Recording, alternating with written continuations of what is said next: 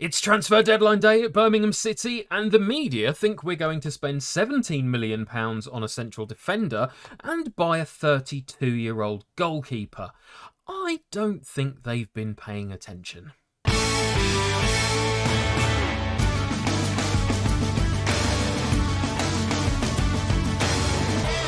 Greetings, my excellent friends, and welcome back to Club 2, Part 11 of the Director of Moneyball. I am Kirk Sheridan, and the media have gone completely and utterly bonkers. Look at this, they think we're going to buy Connor Taylor for £17.25 million from Stoke City, and also bring in a 32-year-old Jack Butland. They have no idea, do they? You'd think after a year and a half they'd be on top of my transfer policy by now. The fact is, I am bringing in a goalkeeper, but definitely not the one that they've highlighted. After the previous episode, I'm sure you won't be at all surprised to see this piece of business. Lucho Garcia has served a purpose for the first half of the season. Not very well, though. He managed to pull out a 7.4 performance in his last match and keep a clean sheet, but that was after two shocking results where he conceded 7 goals. If we look at the XG table, we have conceded 10 more goals than we should have done this season, and Garcia has been between the sticks for every single match. So I'm sure you're familiar with the rules of Moneyball by now, but let me remind you about numbers 4 and 5. Firstly, improve defence before attack, and secondly, always improve the weakest area of your team first. Well, sorry Lucho, but you are that weakest link. So we have only played 3 matches since you were last with me, and it's been up and down. It's fair to say we beat Watford 5-4, an incredible match. Terrible goalkeeping from Garcia, but a hat-trick from Nemecha and 2 from Bennett. We then played title-challenging Nottingham Forest in our next match and should have, at the very least, got a point. Look at those match stats. We had a higher XG, we had higher possession, more passes completed, more shots, and more shots on target. And Garcia managed to concede every single effort that Nottingham Forest put in front of him. Absurd! So it was at this point I knew we had to change things. Thankfully, though, we got back on track with a 2-0 win away at Bournemouth. So we're 9th in the league, still 5 points off the playoffs. And although we got 15 hours left of deadline day, apart from that new goalkeeper, I'm done with squad depth. I think we've got a great squad to take us through to the end of the season. We're in with a shout of those playoffs, you know. I just sincerely hope that Joaquin Blasquez does choose to join us. And we'll find out in 15 hours. And that is it. Our 4th transfer window as Birmingham's Director of Football is over. We've spent £3.8 million and received 22.5.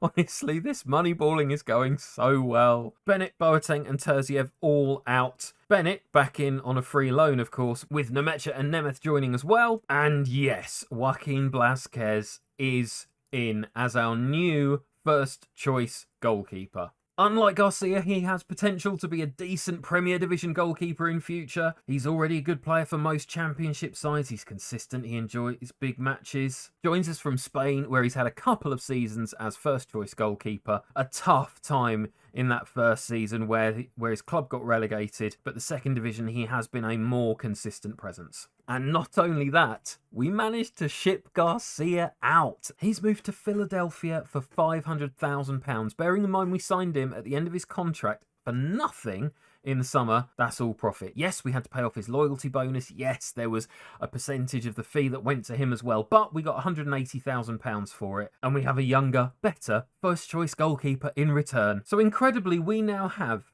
£27.5 million in the bank. Remember when I joined a season and a half ago, we were £8.5 million overdrawn. What incredible progress in a very short space of time. And the debt is reducing as well. We still have £76 million to pay off. Nearly 500k a month is going to our club chairperson, our club director, and to the bank. But our finances are in such a better position than they have been previously. It's time once again to ask for an increase to the amount of transfer revenue we can retain, and I wouldn't mind an increase to next season's budget as well. And take a look at this wage expenditure as well. Again, it's creeping up, it's getting more competitive. I mean, it's still rubbish compared to most of the teams in the division. But given that, statistically speaking, wage expenditure is the most likely indicator of club performance, the fact that we have the 4th lowest wage budget in the division and we're in 9th place shows that not only am I doing a good job as director of football, but Thomas is doing a fantastic job on the pitch. He's now managed us for 48 games over a full season. We've won 20, drawn 10 and lost 18. So his win percentage is currently 41% and growing. So I am very excited to see what he can do in his next match as we go away to Everton in the FA Cup 4th round. Well, we're just about to kick off against Everton, and I can confirm the board have increased our transfer revenue retained to 55% now. If we get another 1 or 2 massive sales in the summer, that's going to mean a huge transfer kitty for us. But they have also increased the budget already for next season to almost £6 million. So things looking pretty good for the summer. The board are expecting defeat, as are the supporters. But I genuinely think if ever there was an opportunity for an upset, this is it. They are in 19th place in the league.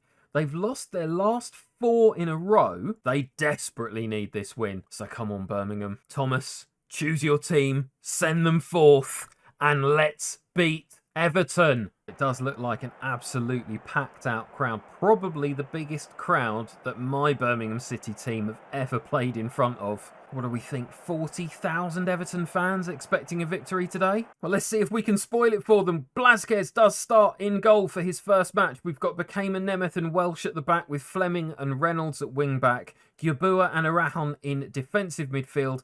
Harris starts in attacking midfield with Salcedo and Bennett up front. Look at the strength of this bench now. Hinshelwood, Barman, Nemecha, Zagre, McGregor, Ojeda, all quality first-team players who can come on and turn this match if we need them to. Well, 20 minutes in, we have not yet conceded, but we're making things difficult for ourselves. We're finding it very, very hard to keep hold of the ball. Only 28% possession after half an hour. And now Everton with a long throw into the box. We managed to get it away, but only as far as Iwobi. The Everton defender just stands on the ball, slows the pace down, and they knock a ball into the left-hand channel. The ball goes into a box, and unfortunately, I thought that was going to be a goal, but Nemeth manages to get back to clear it off the line. It goes to Bennett, who can't quite get on the end of it. We are backs against the wall in this first half an hour by the look of things. That comes to nothing. So Welsh now takes a chance to run into midfield with the ball. It goes back to Nemeth. We're just taking our time now and looking to retain the ball a bit, which I think is an excellent idea. Oh my word, no! Oh my word, I've swapped one dreadful goalkeeper for another. I don't believe it. Can you... What was he even thinking? In his first match, replacing one of the worst goalkeepers I've come across in my time in Football Manager. I think I've just had it proved to me I've signed one who's even worse. I don't believe this. This should have been an upset, and we have just absolutely ruining our opportunity.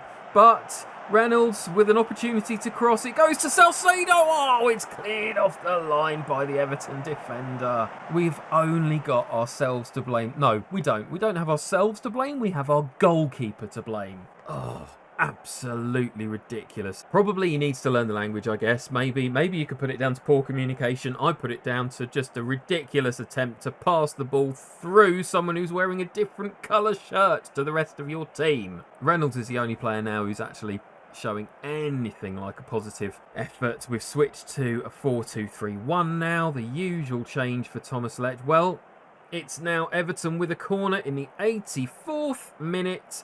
Is this going to be... Oh my word.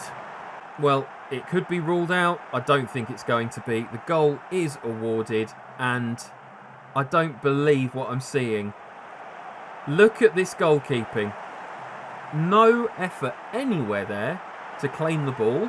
I have replaced the weakest area of my team first. I'd just like to point that out, or at least I have attempted to. It looks like what I've done is replaced the weakest area of my team and worsened it. So probably we're going goalkeeper shopping again in the summer. But Salcedo, oh my word, it's the 87th minute and we've got one back. Oh, this is incredible. Come on. If it wasn't for those goalkeeping errors, we'd be 1-0 up against Everton now. I mean, that says something, right? And time's running out. We've got 5 minutes of added time, but it's coming to nothing. And, I was really hoping that this would turn into a cup upset. A 6 for Blasquez there. Yeah, that's a disappointing way to come back after the transfer window. But we're back into the league next. Let me just double check that Blasquez has started his language training. Yeah, bit of a shame. I missed this one. He speaks fluent Spanish, French, and good Italian. Send on intensive language course. We don't have long to wait to get back to winning ways, but it's a tough match. We're at home against third-placed Middlesbrough. And while the squad are preparing for that particular match, I want to take a look at the development centre. It's been a while since we've looked at the quality of our under-21s and under-18s, and there are some interesting things to show you that have been going on. If we look at our under-21s, I'm over the moon with the potential of the players here. We have so many 5 and 4.5 star potential players. I don't think we're going to have any problems fulfilling that rule of Moneyball where we give youth a chance ahead of bringing in transfers. It's a staple of our approach as director of football, and we're at a perfect club for it seems. However, our under-18s are struggling, mostly because we don't have very many of them. We had to rush so many of these kids into the first team squad last year. We've now got a load out on loan trying to develop further. It has left us with bare bones. 7 players in our under-18 squad, and 4 of them are goalkeepers. And that's led to the single worst league table I've ever seen. Birmingham's under-18s this season have played 21, lost 21, and have a goal difference of minus 71. Unfortunately, it doesn't look like we're getting much to make things any better next year either. The last youth intake was fantastic. This one looking pretty poor. So I'm thinking next year, when we bring some of these loanees back, we might actually just put them back into the under-18s, allow them to develop a little bit further. Basically get used to winning. That's what we want. We don't want to bring in players who are expecting to lose every match into the first team. We need winners. Obviously, that mentality, though, kind of depends on making sure that we win as many matches as possible. So let's see how we get on at Middlesbrough, shall we?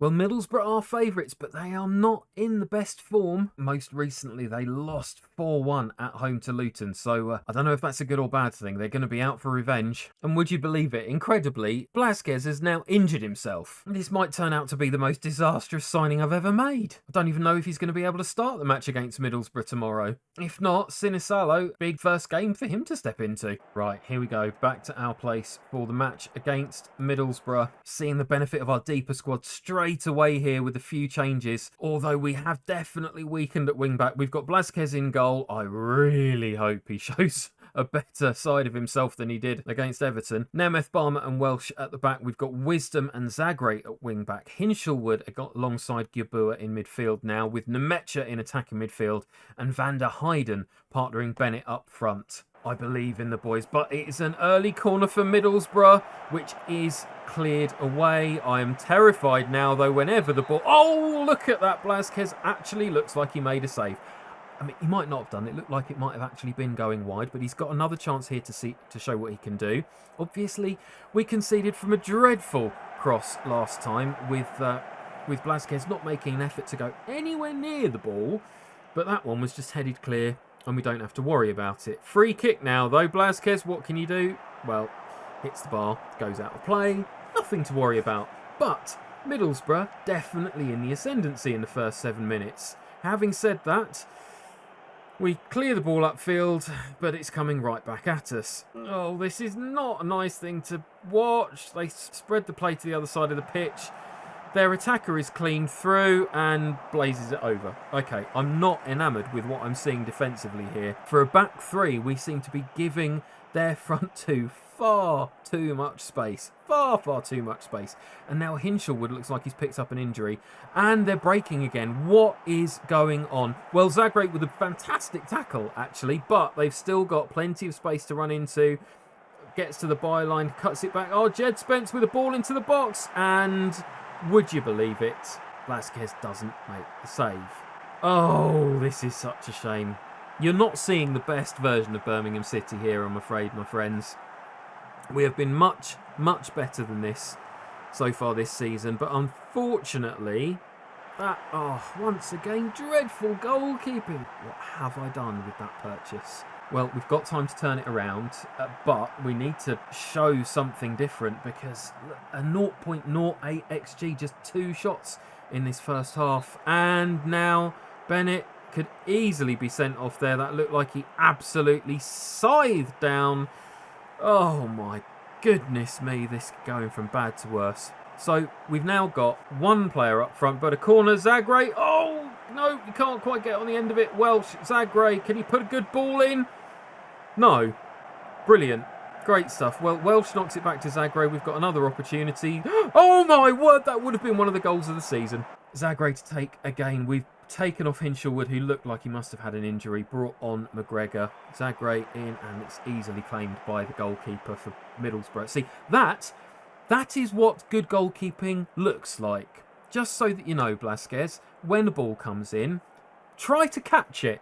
You know, just make an effort. Such a shame. Such a shame. And right, I said try to catch it, Blasquez. I'm seriously now considering asking Thomas Lech to play Sinisalo in goal because I have got zero faith in my new first choice goalkeeper. I really hope he can turn it around. He should become a Premier Division standard player. Maybe he's not very adaptable. Maybe he's just having trouble settling in. Something is badly gone wrong, though, because we have gone from a team that was playing incredibly well for a decent period of time, although admittedly form's been a bit up and down for the last few matches. We've just looked shocking in the last couple of matches, and that is a concern going into the back end of the season. To be fair, the board are expecting us to avoid relegation. I don't think we've got any concerns on that front. We're still 19 points clear. We're not going down. That's all good. But it feels like we've got an opportunity here to push on. Middlesbrough are third in the league, so they're pushing for promotion. They're expected to finish a lot higher than we are as well. So we have been overperforming this season based on what the media have expected. We mustn't forget that. This squad have done brilliantly, and we've done some fantastic transfers to increase the standard of players in the team. But when we defend like that, what are we thinking? Thomas Lech has done a fantastic job. He really has done great things with this team. But I'm really concerned, looking at this, that we can't defend. I know we've got a new goalkeeper, but our back five there have been playing all season, and we are getting carved open far too easily. So it might be time, depending on how things pan out over the next couple of matches. I'll let him off for now. We've played Everton, we've played Middlesbrough. 2 teams who are better than us. But I want to see a significant improvement, certainly in our defensive performance, over the next 5 or 6 games, or I'm going to go looking for a new assistant manager. Big words, but I want to push for promotion next season, and I need the right man in the dugout to make that happen. Well, thankfully, it's only a bruised ankle for Jack Hinshelwood. Bennett's banned for just the 1 match, as long as that's not extended. And although that was 2 poor performances, I'm just looking back at this schedule and it's made me realise something. That is the first time we've lost 2 in a row all season. And that was against a Premier League team and a team that is now in 2nd place in the Championship. So yes, we have dropped to 10th. We have now fallen a little bit off the pace, 6 points off the playoffs. I'm not expecting us to reach that milestone this year. I think if we did, I probably wouldn't even want us to get promoted because we need another season to build our squad further. So we got 15 matches left and some upcoming fixtures that look a lot more favourable. 13th, 11th, 22nd, 21st. So I think we're going to come back at the beginning of April for those matches, probably against Derby County and QPR. By that point, we'll have a much clearer view of where we're likely to finish this season, and we'll have a clearer idea whether I think Thomas Lech is the man to take us towards playoff contention next year, or whether I need to take a serious look at this list of potential assistant managers. Given our transfer performance, I think the playoffs is a realistic ambition for next year. And that is a quite frankly ridiculous thing to be saying, considering a year and a half ago we were £8.5 million in debt and couldn't bring anybody in apart from free loans. What a difference one director of football can make. I hope you've enjoyed what you've watched today. If you have, please drop a like on the video and subscribe to the channel. Turn your notifications on to find out the second the next video drops. And of course, be excellent to each other. I'm Kirk Sheridan. Thank you so much for watching, and I'll see you soon.